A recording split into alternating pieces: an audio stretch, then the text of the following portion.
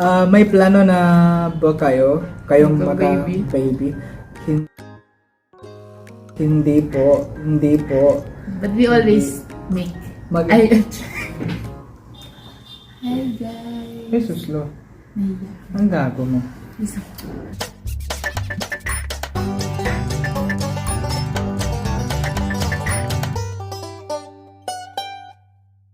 So today, we are going to eat biryani. Mukbang tayo. Check mo, daming biryani dito. And we will be answering your questions. Yeah, and we will be doing the... Why you are so low? Naiiyak Nakakahiya ako, mo? Mommy. It's okay. So we will be doing the Q&A. long-awaited Q&A. Yeah. Is it long-awaited? Yeah, mga 3 days. 3 days. So let's start. No wait. And we will be eating biryani. My favorite. Before we start, guys, if you haven't subscribed to our channel, give it a subscribe.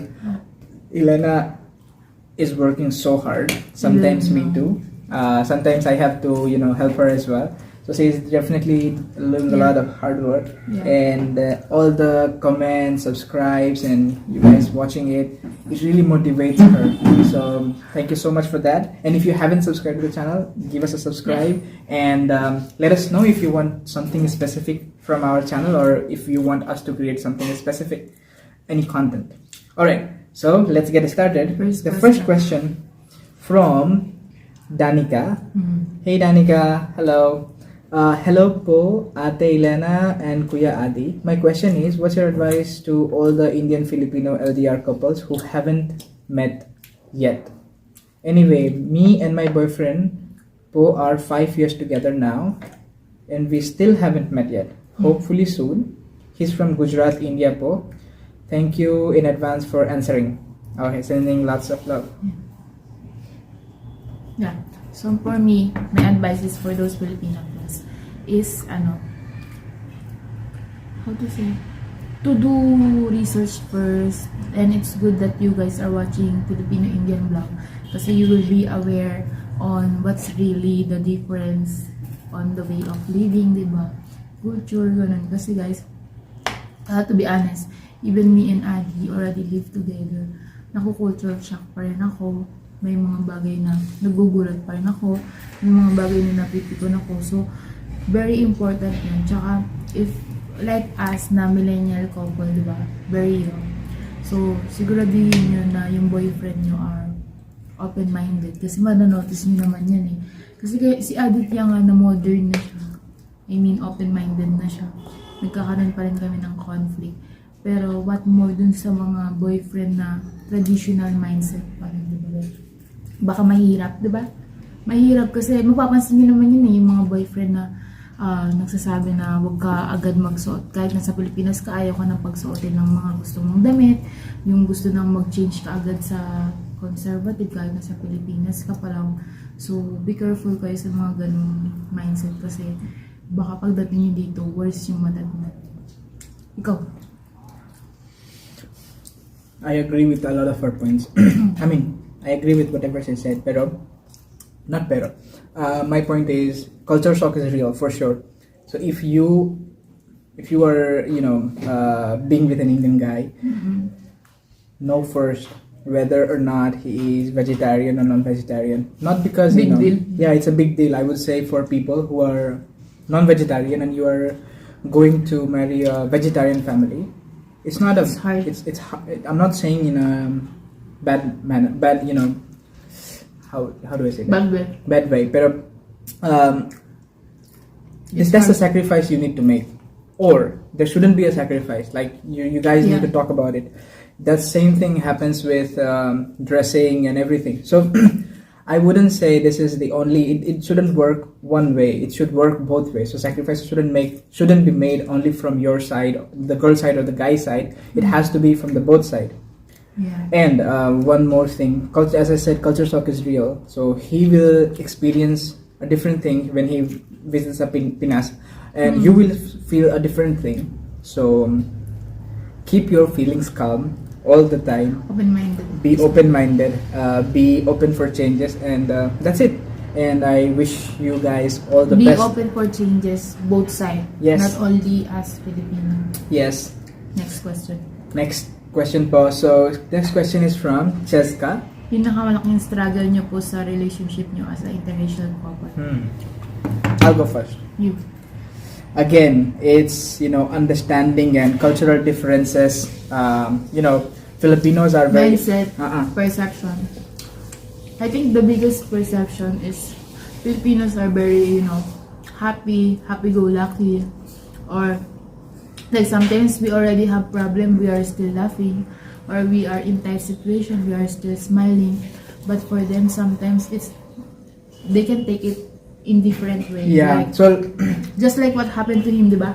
And I'm telling you, it's very real. So what happens sometimes, we will be in a first week in Philippines, first month in Philippines. How situation? Let's say something broken, something got stolen, or something really bad happened, and Filipino people will be still able to make a joke, make a fun out of it. Be I don't remember the word though.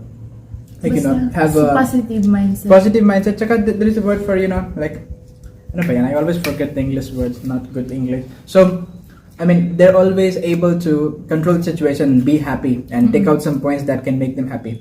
However, as an Indian, sometimes I feel like offended because I felt offended previously because I felt like why the fuck someone will laugh if I have lost something or But after living for a long time, I think it's a good thing. It's a really good thing. Instead of being pessimist about a situation that is happening, that happened.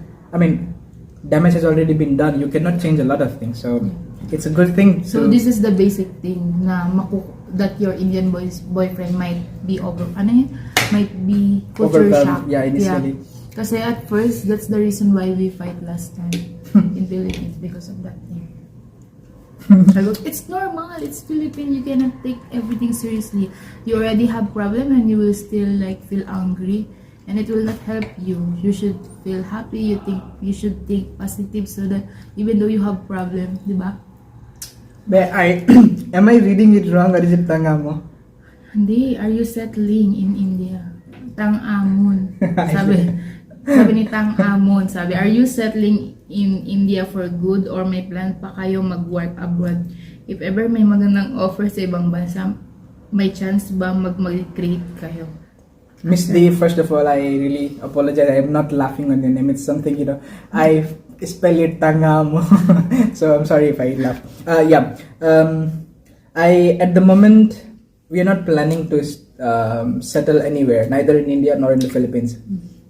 I think in future, if we get any offer, perhaps any other Asian country or European country, if we get the offer and if we agree mutually, then we should do that. Otherwise, there's so many questions like this. Are we settling here? Actually, guys, the first plan was for Adi to come back to Philippines, and then they requested na maybe I can come first, ganon, diba ba? And since online class yung master's degree ko, I said, why not? But as long as my limit is until my graduation. Right? That's my only thing. Or if something na, if until gusto nila ako dito, until walang umaaway sa akin dito, until na hindi nila ako sinasabihan ng masama, hindi kami uuwi. Kasi once na sinabihan ako ng masama, the next week, nasa Pinas na ako. That's not a good strategy. But that's my point is. I have felt many times bad, but I did not move away. It's different, Aditya. I told you. Culture. Yeah. Told you. Pag ayoko na. Teresa Marriage. Hello po, Kuya Adi. And Ate Elena. My question is, if you could talk to your broken-hearted self in the past, what would you say? Advice po and ingat kayo dyan. You first. We met broken-hearted. Yeah. We are both broken. We were infatuated, so that's it. Don't take, things seriously when you are initially. What you will say to your previous self? I shouldn't have been so serious about that. Just it. Yeah, I will say to my previous self, good job, you find a rich Indian. I will say to her that now you really know the meaning of things happens for a reason. Yeah. So yeah. Then there is a comment from Movies Stack. who confessed first in the house about the relationship, and what was their reaction? I mean, he meant. Aditya. Yeah, I was the first one. Aditya, me no. I didn't confess. Like it's a sin, no. Because I know that whoever I will bring sa home, they will say, wala lang, it's okay kasi I'm in the right age. But for Adi, it's different, so I think he have to confess. Okay, another comment. Wait, will you confess? Not confess. That's a question. Confess per se. And what was their reaction daw when you confessed? Their reaction was they were surprised. They were kind of, I wouldn't lie. They were, there are a lot of questions whether it will be successful, whether or not it's the right decision for me. They are open-minded. They were open-minded. However, they were also thinking about my mental health. No, about me. Because I'm still their son, so yeah. They wanted to happen everything good by me. So they were just wanted to take me decision that I'm very sure about. It's not like I'm taking the decision for a few months or a year, for a few years. So next. Yeah. Para po sa inyo, sino mas malambing at maalaga, ang Indian or kapwa natin? Sabi ni Guse Danica. Guse ba yun? Danica Joy, sabi, malambing kasi madalas nakikita ko parang mas mapagmahal sila sa mga partners nila, lalo pag Pilipino ang partner. Ako, asking me, who might take care more, English kasi next time, take care more on their partner. Is it Filipino or Indian? So based on my experience, I have a lot of experience, chat. I feel like Filipino is maalaga in the sense of, clingy, flirt. I mean, more of physical. Don't get me wrong, but this is based on my experience. I don't know yung different experience ng other, diba? Pero based on my experience, Filipino guys are more on physical way of, mahag, ma-kiss, something like that, even in public. Kasi maybe it's our culture, right? It's normal in our culture. But for Indian guy, they show their love on action. They will do something that is, unexpected, something like that.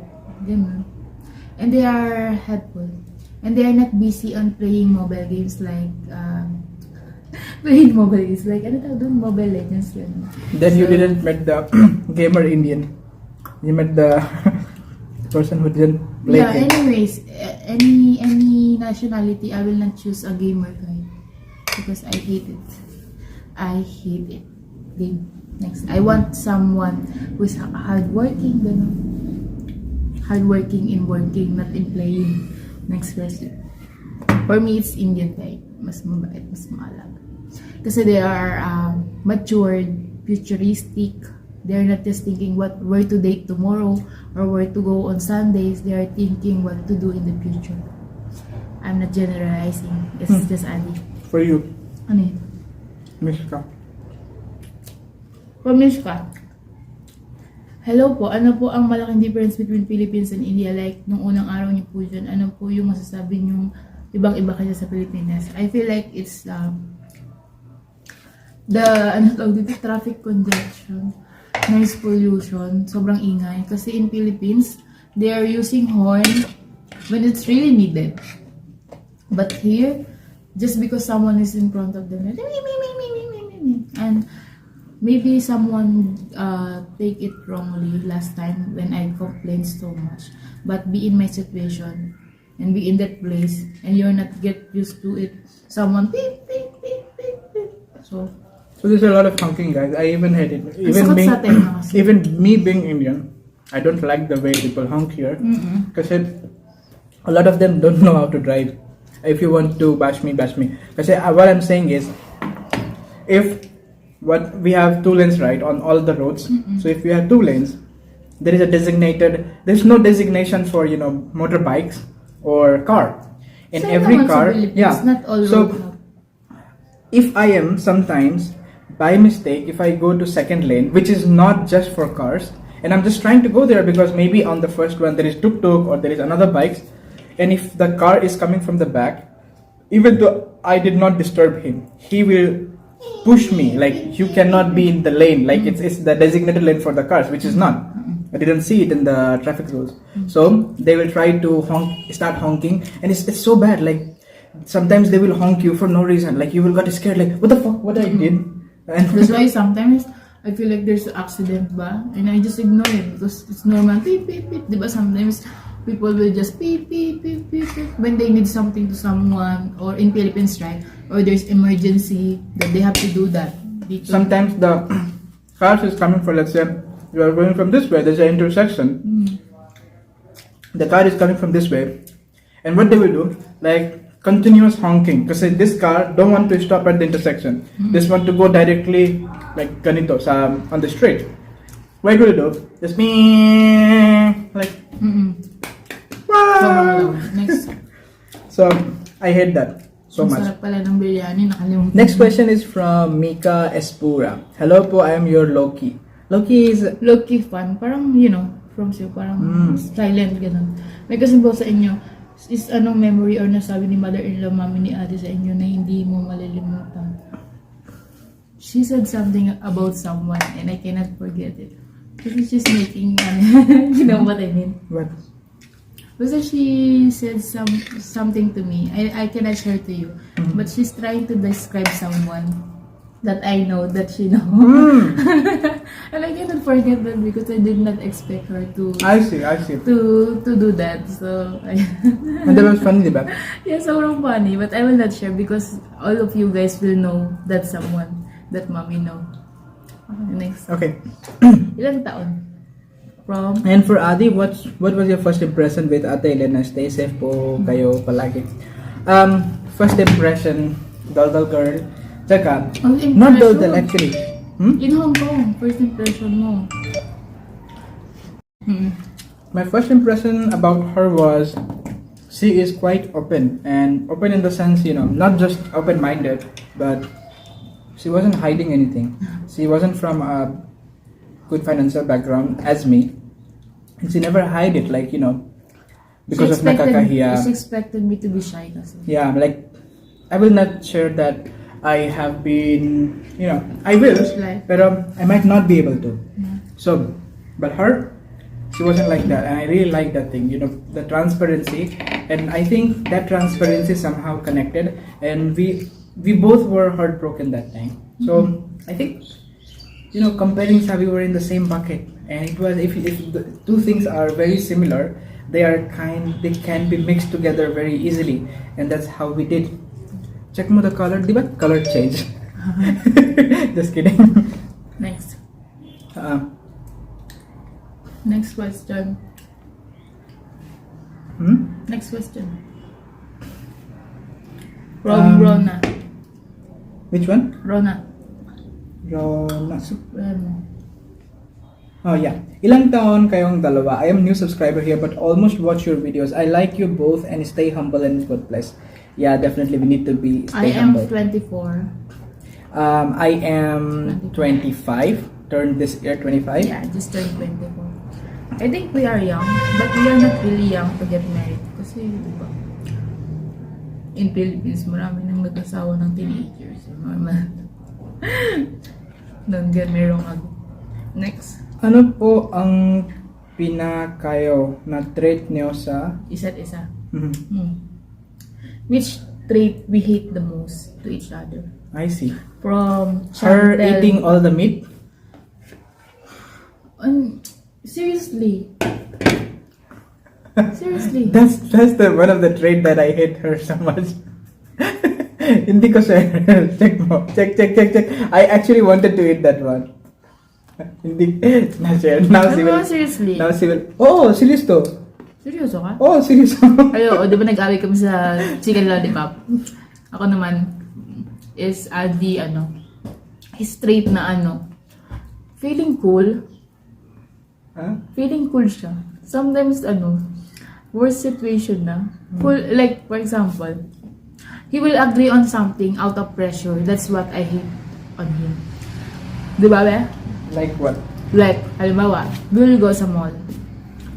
And that thing is sobrang expensive.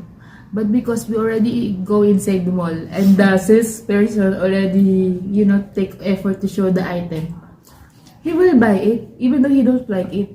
Just because nape-pressure siya sa embarrassment. And I hate it. And then that time I'll say, no, we don't need it. That's why I will say it louder, no, we don't need it. Or, no, I don't like it. So that he will have reason to say no. Kasi he is so embarrassed to say no. Especially when we are going for shopping. Which is why I spend more in shopping than anything else. And I don't buy, to be honest, I don't buy stuff for myself. Like, least likely I'm going to buy something expensive for myself. Like, it's not because I don't want. It's because... Basta ayoko yun. Yung, sometimes, it's easy then to get influenced by someone. I don't like it. No, that's not true. Out of pressure, he will say yes on someone because he's embarrassed to say no. I hate it kasi sobrang fake. And then later he will complain na. Okay, next na. Then we got Cesa Igualan. Hello po. I am a silent viewer since months ago po. I am also inspired with your love story. I also have an Indian boyfriend. My question will be, what will be your advices to those couples that are still not meeting each other? Yeah. First of all, I think we answered that part. Like, culture shock is real. Be ready for ready for understanding the cultures. Watch legit vlogs who's saying showing the reality. Yeah, because because sometimes it's too good to be true. Yes, and sacrifices, as I said, sacrifices shouldn't be made from one side. It has to be from both sides. Otherwise, this is not a sacrifice. That's you are pushed into a situation. I am not trying to whatever. And then one more thing: if meeting wise, you should not just visit India. Your boyfriend should also make effort to visit you. I mean, why? Because that shows the level of commitment that you guys will have. It's not just about if I just ask Elena to come visit me. Maybe I had different situations. I know there could be different situations, but you need to both have to visit each other, understand the differences before getting married. Right? Yeah, before getting married or before committing for a long, any long term. However, that has to be your decision. However, that's our suggestion. Yeah. Avocado. Hi Adele, we are your avid viewer here. Hello and thank you so much for watching our videos. Meron po bang mga characteristic trait or habits ng mga Filipino na ayaw ng mga Indiano? If meron po, or meron pa ba kayang mga habits ng Indiano na ayaw? Which habit you hate? Like Filipino habits that you hate? Maybe sa tabo. Tabo, oh yeah. Sa tabo. Like one thing, I don't think I hate it, but I would like, it just need, people just need education for that. Like education in the sense. Education o aim mo naman sa education, parang you are saying. In the sense, like not educate. I'm just telling you. I'm fighting for you guys. I'm just telling you, not in the sense like educated, pero inform. So what I'm trying to say, when you use the tabo in the bathroom, we don't use the same tabo sa taking shower or using for toilet, because a toilet is in Hindu culture it's considered dirty, and if you use it you must take shower or wash your hands. However, I have seen, I'm not sure if it's the reality for every Filipino. However, I saw in Philippines that people were using the same tabo for both uses, and I was like, no, I cannot. If I use that, I cannot take shower with it. If I use, that's why we have two tabo in our in Philippines. Yes, so that's me. What about you? And also yung being so happy even though sa crisis. I see. Yeah, ayaw niya talaga. Before. That's why you have to confirm your boyfriend that we are like this. When we will have problem, when we will be together, I might start making joke or make fun of it. So big deal. And then there is another question from Kyra Kanyo. Diba? Nyo. Kanyo. Hey, hi po. Sino po inyo ang palaging nagtampo at sino po ang mas sumusuyo? Something like who always get mad, then who always say sorry. She get mad, I said sorry. I said sorry always. No, she never says sorry. That's the thing. So Yeah. she makes mistake, I say sorry. I make mistake, I say sorry. Someone else make mistake, I say sorry. Tell me it's not true. It's human nature. See, Next human question. nature. Galing mo na naman. Human nature. My put human nature. Gago ka. My ass. Just kidding guys. Monique. Hey Nick. May plano na ba kayo? Kayong Magka-baby? baby? Hindi po. But we always make. Mag- I Sure, but make. I mean, guys, this is the thing. I also marry Adi. One of the reasons I don't want to get pregnant before marriage because it's not normal. I mean, it's not right. But you know. So what you are saying is, if you are with an Indian person, he will make sure you will not get pregnant before marriage. Hindi. That's my own babe. I see. Pero I as see. of now, we don't have plan. But if it will come, we will not throw it. Diba? We don't see to be No honest. plan, because- No plan yet, and I don't plan it. I don't expect it either because we are too young to get that responsibility. We definitely want, pero Yeah. not now. Yeah, Maybe 4 to 5 we are years. still not matured to have that. Yeah, I really want to spend I my will make time. Barbie doll instead of being a mom. We No, don't I know. really want Maybe to. maybe it will come. It will change my attitude. Maybe, Yeah. but we are not ready. We have more dreams too. We About have that, goals. changing your attitude, hindi. You will get more angry. Tapos you will have two Next reasons to mo. be angry. Next Like mo the bata question. will be crying, and then he will get bugbog and I will get bugbog by words. That's why I don't want. Time and Cubs. Hello.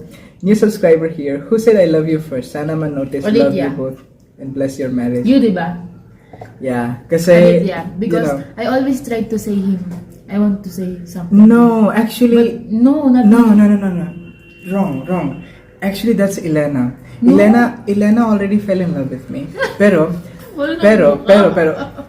she will disagree. I know because she was already denying. But every single time, every single day, she was But I giving me a didn't say I hint. love you. No, because I wasn't letting her tell.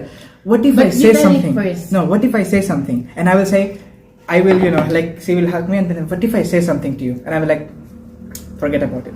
Don't say that. Because I'm not ready to listen it yet. I know what she's going to say. Because we were But I never already say it, in diba? You say live-in. it first. I said it in because the backyard in front of the beach, we are sitting. He held my hands. Are you ready for LDR? Because we can take risks. Because I love you. yeah, because I was trying to delay it because I wasn't ready. I love you too. I wasn't ready that time. But yeah, that's how it happens. But she was the one. See, I didn't say. you said it silently. Okay, no He words. said it vocally. Okay. No more words. Hello, Miss Curry. So good. We just ate biryani. Sabi niya, Ate Coresa, anong ulam niya, Mrs. Carver? Anong ulam niyo? We just ate biryani. Then we have Jolly Vergara. Hey Jolly, nagkano lahat na ang gastos niyo papuntang India? How much did you spend while coming to India? We're still paying for that. Not paying in the sense paying, like it was since. First of all, guys, we did not did a reception here. Like, we didn't did any party. I didn't want to spend on that kasi. I mean, supply. Supply. I see. Flight was around 45 to 50K. It's because, the flight is not that expensive. The flight ticket and baggage is almost same. Expensive, that So the one. baggage is becoming so much expensive. That one, the baggage is expensive. Yeah. Same price ng ticket. Exactly. So Yeah, so, and the money... actually more than $220 for baggage. So that was good. Yeah. Pero she came from Emirates. I never have even sit on Emirates before. Like, galing mo naman. Yeah. So yeah, around let's say 50K. I guess if commercial flights will open, it will go over. This is what I'm saying. Flight 50K. 50K sa INR. They have flight tickets from there to India. He's asking everything. Yep, but I'm trying to calculate. Gusto yung overall, pati documents. Documents how So much? much. If you haven't married in India, or if you haven't married in Philippines, and if you are processing it, urgently, then it will cost too much, around, I guess, 40k PHP for processing the documents. Isn't it true? And we did not save anything because of document processing. Yeah, because we did it at the last moment, and that wasn't the best thing. So if you already planning to get Mahina to sa married, math, guys. Kaya makukupitan ito. Kaya lang mali yung computation niya. I feel like he's just saying 50-50, something like that. Then he's sending me more. I feel like, where did I put the others, diba? Mali yung computation niya. pero I guess it's more than 150k Philippine pesos, not Indian rupee. Kasi there's so much thing. Plus, imagine, you send me so many, and I did not save anything. Where did I put the money?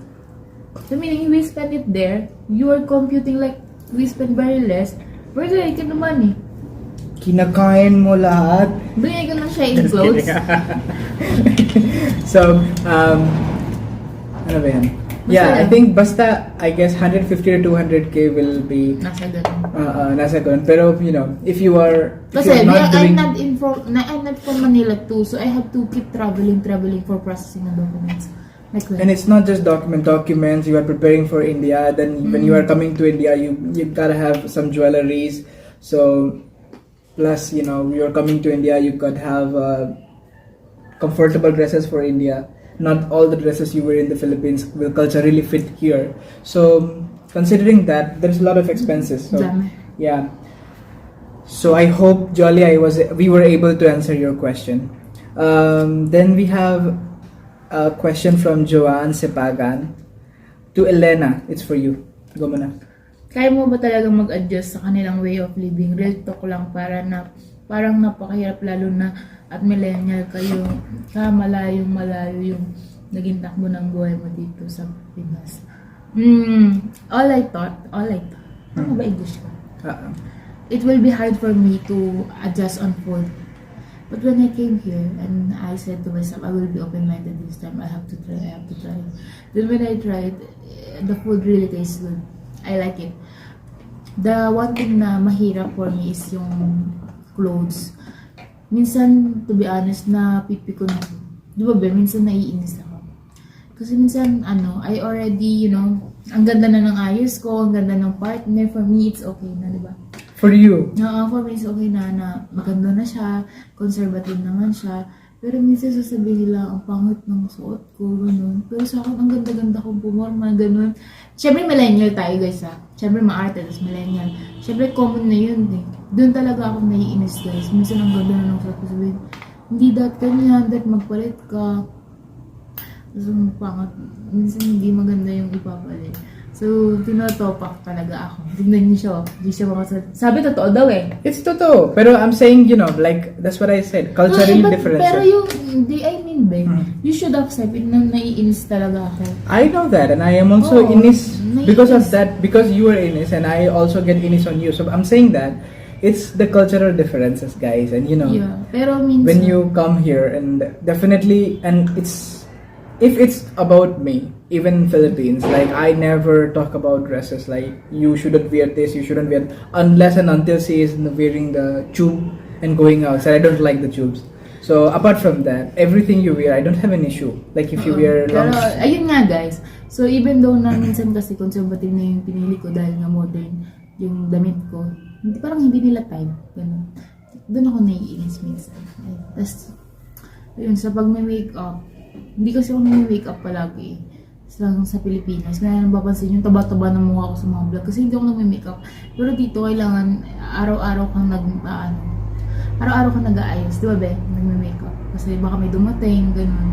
Ayun, share ko lang. Yun lang. Yung paartihan ko lang yung pinainisan ko. Just little bit lang, yun lang. Guys, that's it for today's video. Kasi magkakaroon na rin ng meeting si Aditya. So, siningit lang namin to. So sorry guys if we haven't picked your question. Doesn't mean we don't want to answer your question. We read it. Pero sometimes yung iba pa ulit-ulit na lang. So, thank you so much for sending your questions to us. If you same like that, if you have anything you wanted us to make video on, feel free to share that with comment us. na lang. Yeah, comment and give this video a like. If you have any friends who are same-minded, share this video to them. Maybe it will be helpful to them to understand the cultural differences and understanding whether or not this might be the right decision for them. We are not telling them this is wrong for you or right for you. It has to be decided by you and your partner. And actually, yung all question that we answer is more on intercultural adjustment na. Exactly. So that's it, guys. I have a meeting in 20 minutes, so I have to prepare kasi anxiety ako eh. The anxiety siya eh. Kasi whenever I am late for something, and anyways, this is already I get 30 anxiety. minutes video. Thank you so much for watching, and we love you all. Thank you. Adios. Yung ear ko. Amigos. Do more piercing. Actually, guys, she did piercings. Let me show off that. So she not just one. So she got one piercing from the previous day. Tapos now she got. Wait. Actually, your hair is within that one. Yeah. So she got 3 piercing in each ear. 6. Wow.